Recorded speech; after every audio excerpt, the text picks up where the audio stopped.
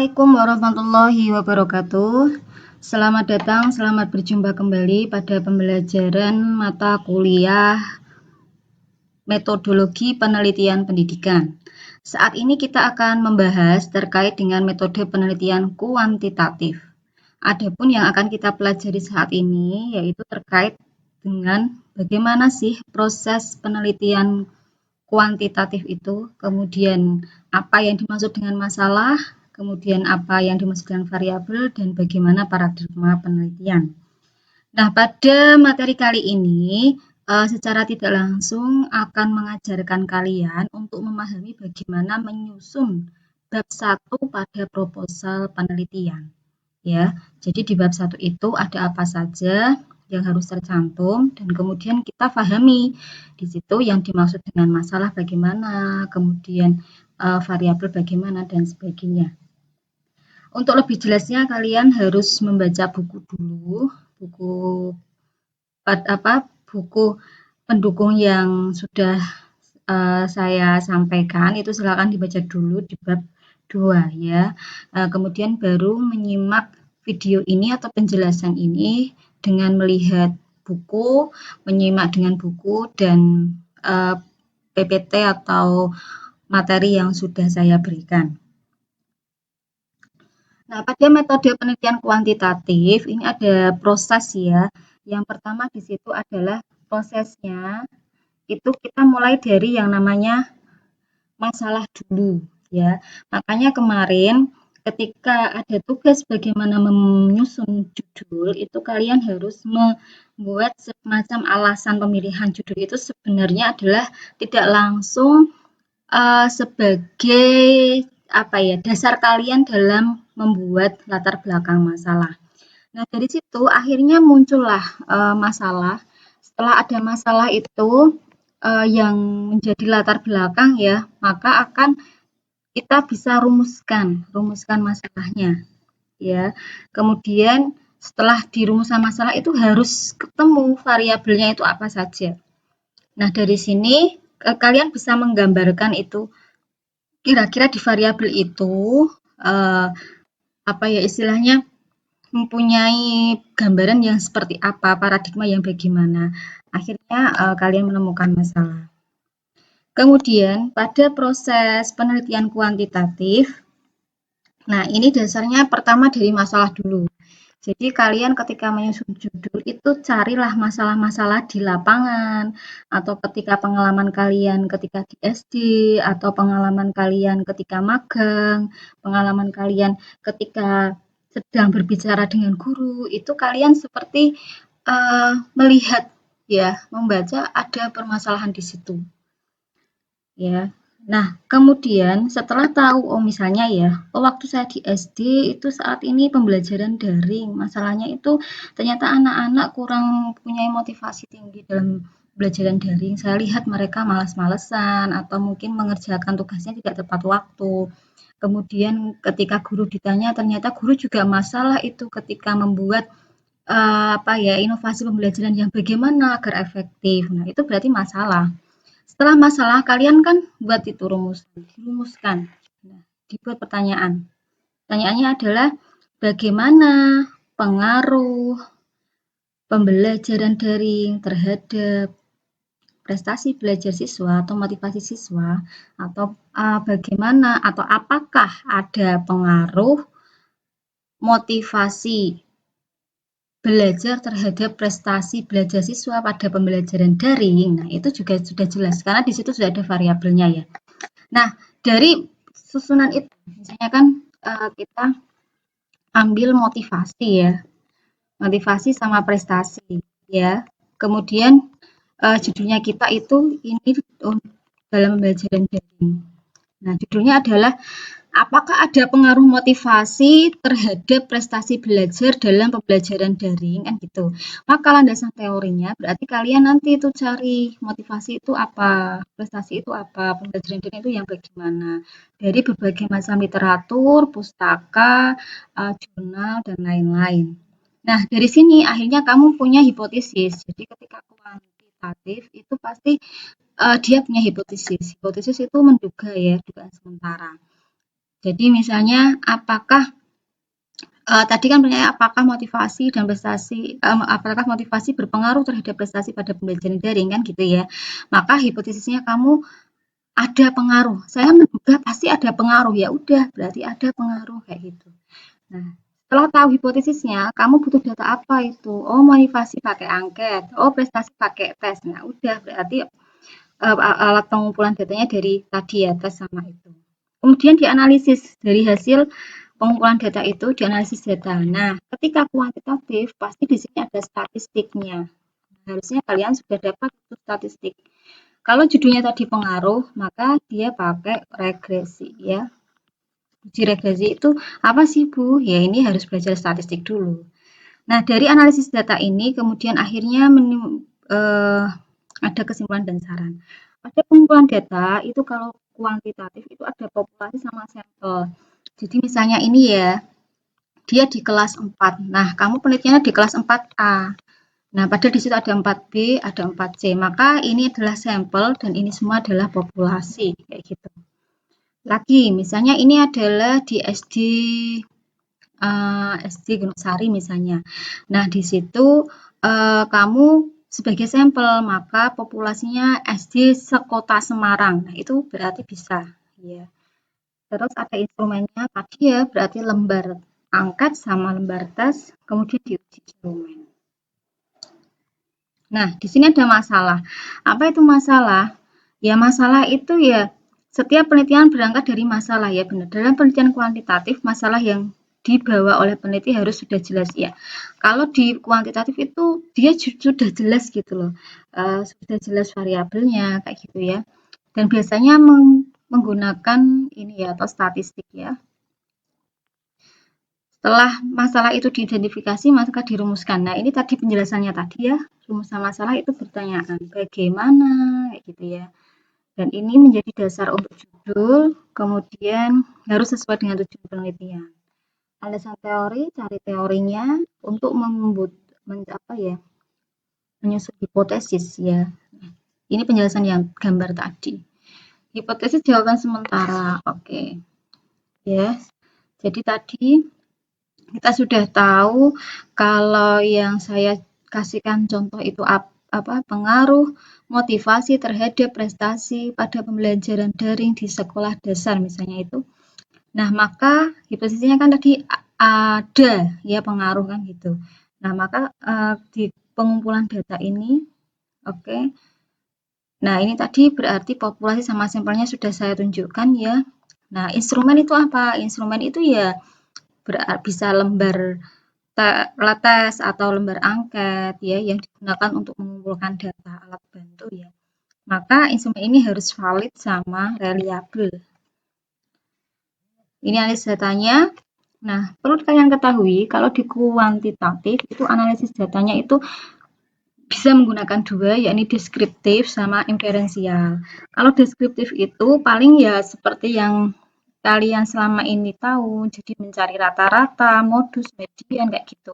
Tapi kalau statistik inferensial itu di situ ada uji-uji ya, jadi melibatkan antara sampel dan populasi. Ya, jadi misalnya uji t-test ya atau Pirate t-test. Kemudian ada uji homogenitas, uji normalitas dan sebagainya.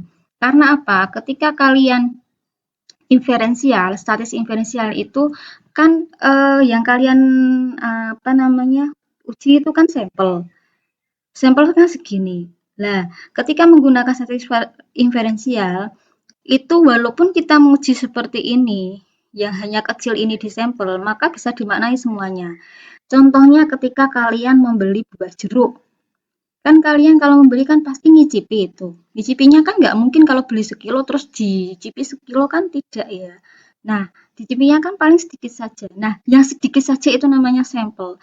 Yang semuanya itu namanya adalah populasi ya. Jadi ketika kalian sedang memilih buah itu, buah jeruk itu ketika membeli itu sebenarnya adalah kalian sudah menggunakan statistik inferensial.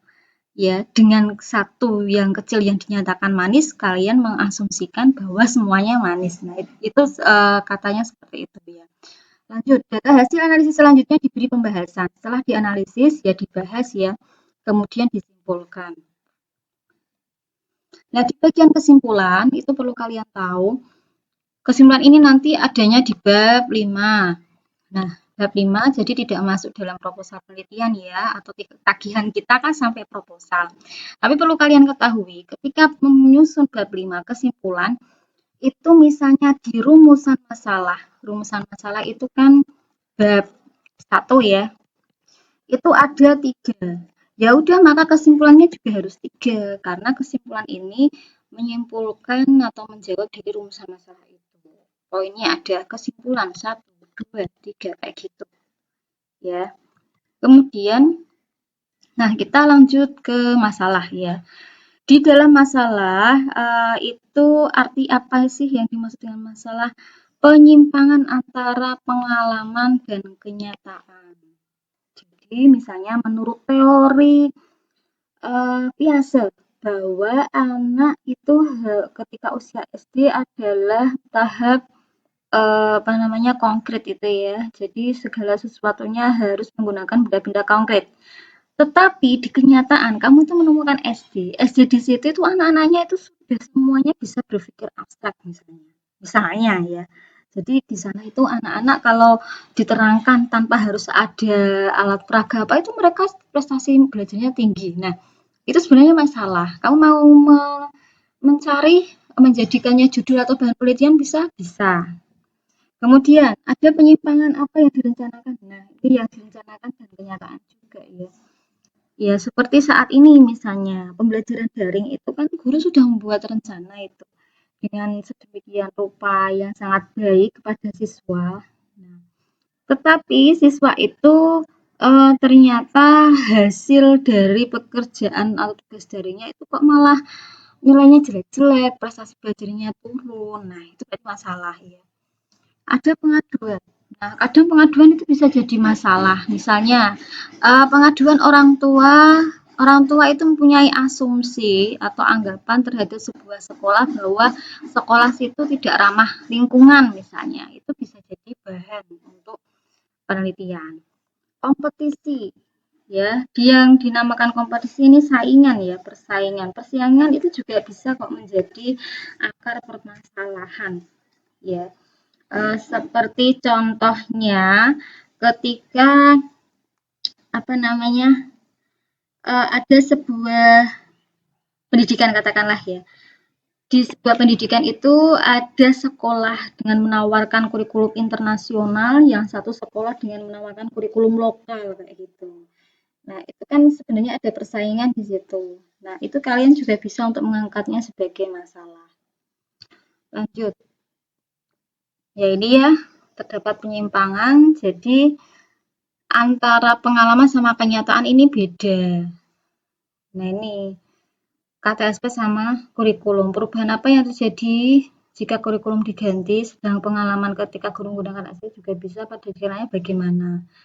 Apakah ada penyimpangan antara KTSP ya dengan perubahan kurikulum 2013 ya gitu. Ya, jadi bermula dari apa yang kalian lihat. Nah, itu ada nggak perbedaan dengan katakanlah teori ya yang ada. Nah, ini yang direncanakan itu berbeda dari hasilnya. Hasil seperti ini yang direncanakan seperti ini. Nah, ini akan menjadi masalah. Kemudian, ya ini tadi ada pengaduan kesulitan anaknya. Nah, ini bisa jadi judul ya, atau katakanlah permasalahan latar belakang masalah. Dan bisa dianalisis lebih dalam. Akhirnya menjadi judul misalnya pengaruh kesulitan belajar siswa, pengaruh misalnya apa ya? Pengaruh keterlibatan orang tua dalam pembelajaran terhadap kesulitan belajar siswa misalnya. Ya ini tadi persaingan ya. Jadi antar lembaga-lembaga itu terkadang ada yang namanya persaingan ya. Jadi itu bisa jadikan bahan kajian. Sekarang rumusan masalah. Rumusan masalah itu harus dalam bentuk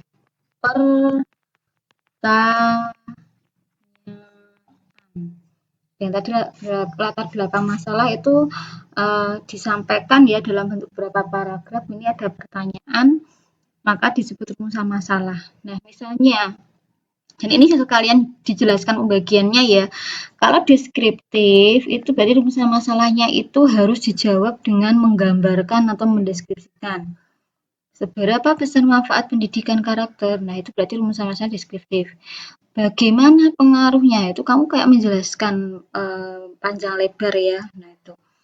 Komparatif itu yang isinya membandingkan. Apakah ada perbedaan? Nah, nanti kalian ketika membuat bab 1 itu ya, apakah deskriptif, apakah komparatif? Nah, itu disesuaikan dengan yang kalian inginkan ya, yang kalian sesuaikan dengan latar belakang masalahnya. Ya, jadi ini kalau komparatif itu membandingkan intinya.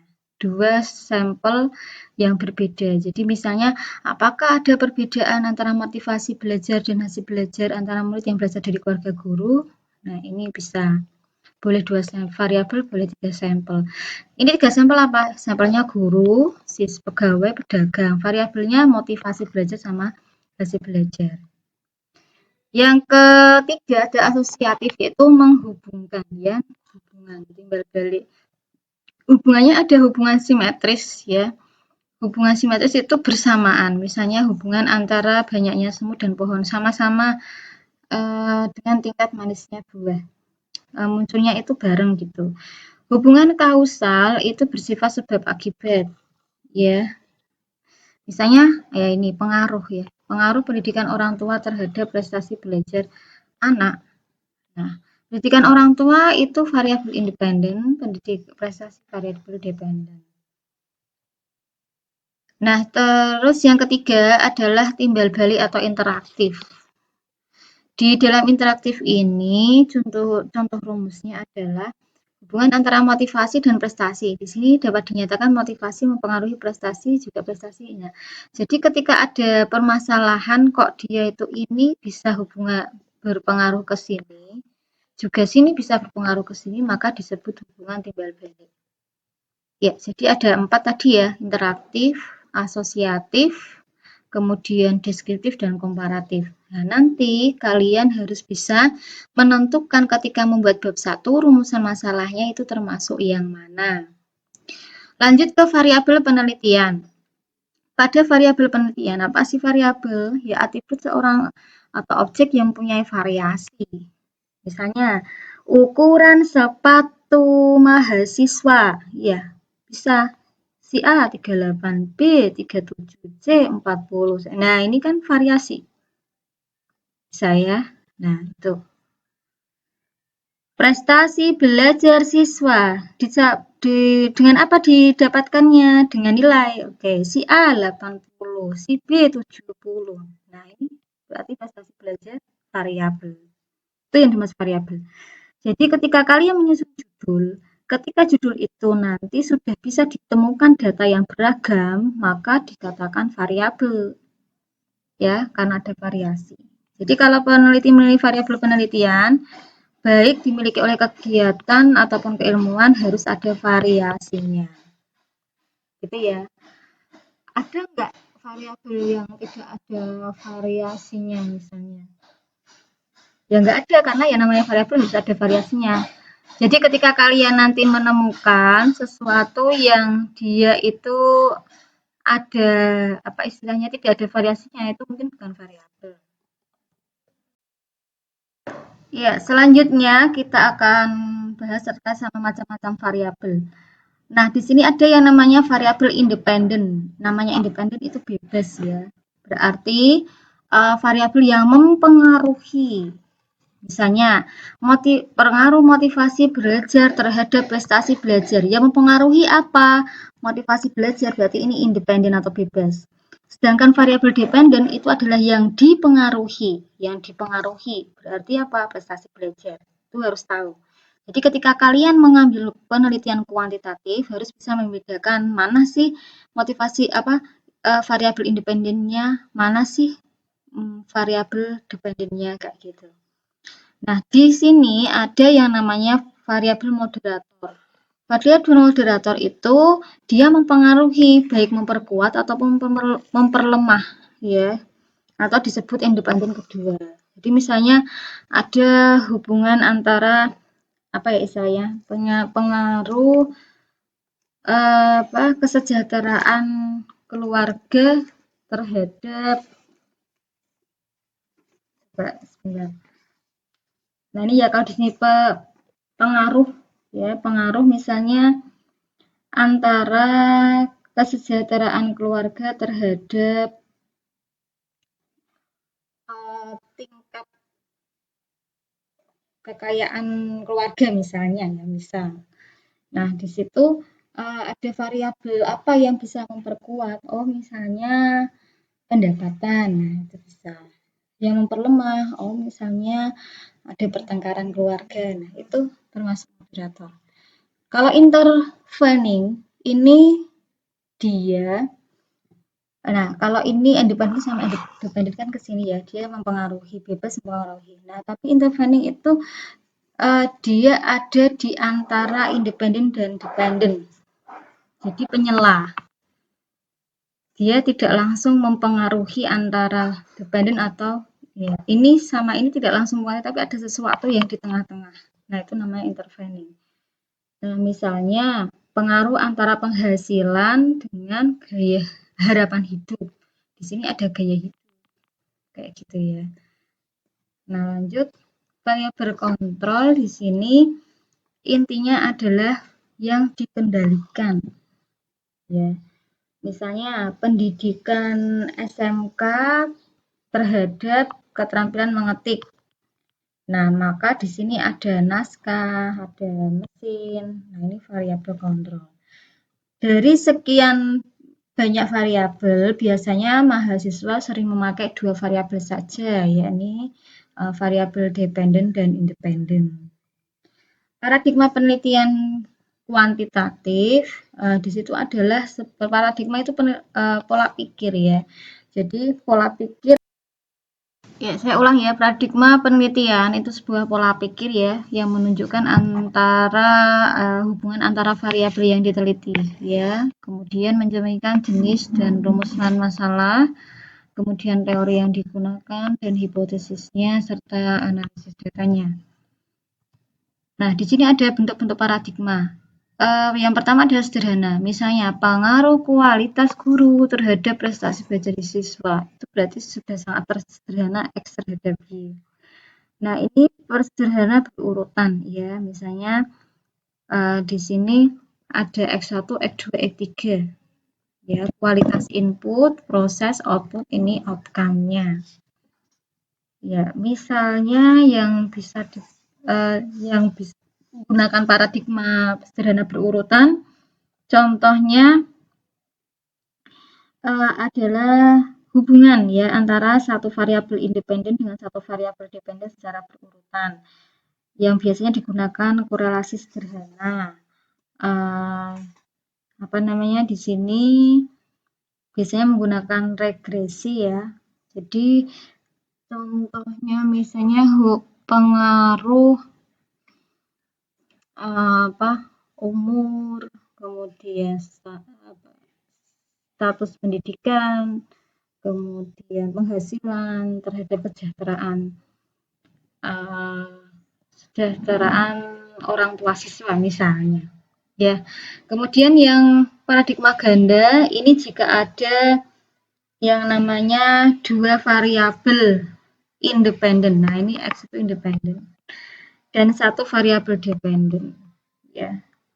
Jadi gambaran terkait dengan itu ada kompetensi guru dan sekolah, pengaruh kompetensi guru dan lingkungan sekolah terhadap prestasi belajar siswa. Nah, itu bisa. Nah, paradigma ganda dengan 3 variabel. Nah, ini adalah variabel independennya 3 ya. 1, 2, 3. Dependennya 1. Bagaimana pengaruh kualitas mesin, pengalaman kerja, etos kerja terhadap produktivitas kerja. Nah, itu berarti ini. Terus yang paradigma dengan 2 variabel independennya variabel 2. Pengaruh tingkat pendidikan terhadap disiplin terhadap karir di tempat kerja dan disiplin kerja. Ya, itu paradigma ganda dengan dua variabel dependen. Kalau yang ini ganda dengan dua variabel dependen itu independen berarti ini 2 dan dependennya ini. Ya kan? Pengaruh keindahan kampus dan pelayanan sekolah terhadap jumlah pendaftar dan kepuasan layanan. Paradigma jalur. Nah, ini ada dua variabel independen. Ada 3 ya. Ini variabel independen dan 1 variabel dependen. Pengaruh status sosial dan motivasi berprestasi terhadap prestasi belajar. Nah, ini motivasi prestasinya seperti apa ya istilahnya ini? Variabel moderator tadi ya. Nah, dari beberapa tadi paradigma itu kalian nggak usah pusing ya. Nanti tinggal kalian memilih saja kamu ingin paradigma yang mana. Saya sederhana saja ya, boleh ya. Kebanyakan masih sangat sederhana ya. Oke, sekarang menemukan masalah. Dalam menemukan masalah itu harus ada analisis masalah ya. Dari analisis masalah akan dapat membedakan itu mana yang penting, kurang penting, bahkan tidak penting. Oke, saya kira sudah. Jadi kemarin adalah tugas pertama menyusun judul.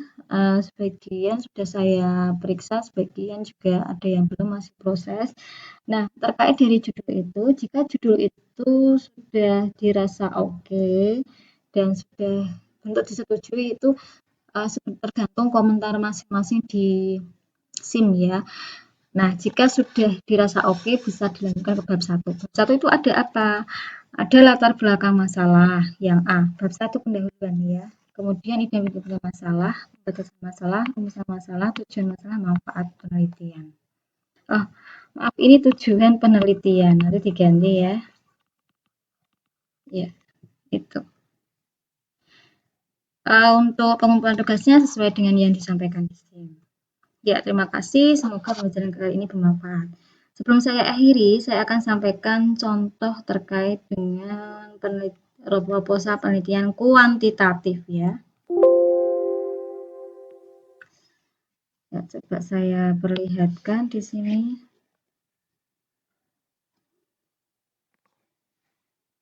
Dia.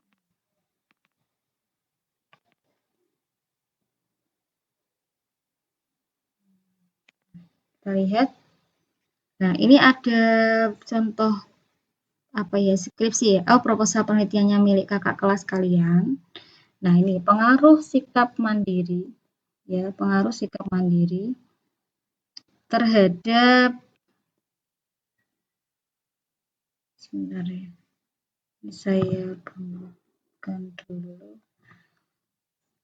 Nah, di situ ada pengaruh sikap mandiri terhadap pembelajaran dalam pembelajaran snowball terhadap kemampuan pemecahan masalah. Jadi variabelnya apa? Iya, sikap mandiri, kemudian kemampuan masalah. Pembelajaran itu apa? Pembelajaran itu adalah eksperimennya, bukan variabel. Kemudian ketika kita langsung aja, nah ini kita lihat bab 1 saat ini ya, latar belakang, identifikasi, pembatasan, rumusan, tujuan, sama manfaat atau kegunaan. Lanjut saja, kita masuk bab 1. Nah, ini nanti kalian menyusun. Bab 1, latar belakang masalah. Sampaikan ya, kalau bisa terkait dengan pendidikan adalah undang-undang tentang pendidikan, tidak usah terlalu banyak itu sudah banyak digunakan. Jadi langsung pada pokok pembahasan. Kalian membahas apa sih? Membahas prestasi, ya udah prestasi. Membahas apa sih? Motivasi, ya udah langsung motivasi. Kayak gitu ya. Nah, di dalam latar belakang ini harus ada fakta-fakta ya. Fakta-faktanya apa? Nah, ini kan dia tadi variabelnya kan mandiri. Kemandiriannya ternyata masih kurang. Kemampuan pemecahannya masih kurang gitu kan. Dia menjelaskan. Nah, sampai dia itu memberikan tes. Nah, ini faktanya. Kok kamu mengatakan kalau SD Darufala itu di sini ya, kalau SD itu siswa-siswanya mempunyai prestasi belajar yang kurang. Nah, buktinya apa? Itu sampai dibuat yang namanya tes investigasi awal. Nah, nanti kalian silakan ketika membuat SD-nya boleh SD yang fiktif ya, karena masih latihan. Kemudian datanya fiktif semua, tidak apa-apa. karena yang di sini kita belajar terkait sistematika. Nah, bahkan dia juga memperkuat dengan wawancara. Nah, ini ada wawancara terhadap guru kelasnya kayak gimana. Hasil observasinya gimana, itu digambarkan di bab 1. Ya. Nah, di latar belakang. Kalau sudah baru identifikasi masalah ya. Identifikasi masalahnya, apa sih masalahnya? Ternyata sikap mandirinya masih rendah tadi kan.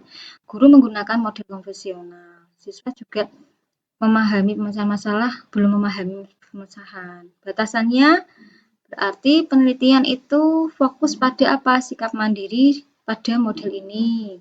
Mengacu pada kemampuan masalah. Penelitian dilakukan di SD mana kayak gitu. Biar tidak apa? Tidak melebar ya. Nah, ini yang namanya rumusan masalah. Bentuknya adalah tanya, apakah terdapat pengaruh sikap apakah terdapat perbedaan kemampuan pemecahan masalah matematika kelompok eksperimen ini ya. Tujuannya kalau rumusan masalahnya 2, nah ini tujuannya 2. Perhatikan, ini sebenarnya sama ya, tinggal di copy paste, tapi ini apakahnya itu diganti untuk mengetahui pengaruh sikap kayak gitu. Di belakangnya titik. Untuk mengetahui pengaruh sikap, untuk mengetahui perbedaan. Jadi hampir sama dengan rumusan masalah. Kalau manfaat, bedakan teoritis sama praktis. Praktis bagi siswa apa, bagi guru apa, bagi peneliti apa, bagi sekolah apa. Ya, itu ya bab 1 ya. Yang penting kalian jangan salah ketika menyusun rumusan. Ya, kata dari rumusan salah, maka ke belakangnya juga akan salah. Rumusan diperoleh dari mana? Dari latar belakang tadi. Ya, cukup sekian presentasi dari perkuliahan kali ini. Silakan kalian ketika ada hal yang kurang paham bisa disampaikan di WA grup ya. Untuk tugas selanjutnya jangan sampai lupa, ketika ada masih yang bermasalah dengan judul, berarti judulnya juga harus pastikan dulu ya. Silakan nanti disampaikan di grup untuk konsultasi boleh melalui grup WA grup ya. Ya, demikian yang kita pelajari. Terima kasih banyak. Mohon maaf jika ada kesalahan. Semoga bermanfaat. Wassalamualaikum warahmatullahi wabarakatuh.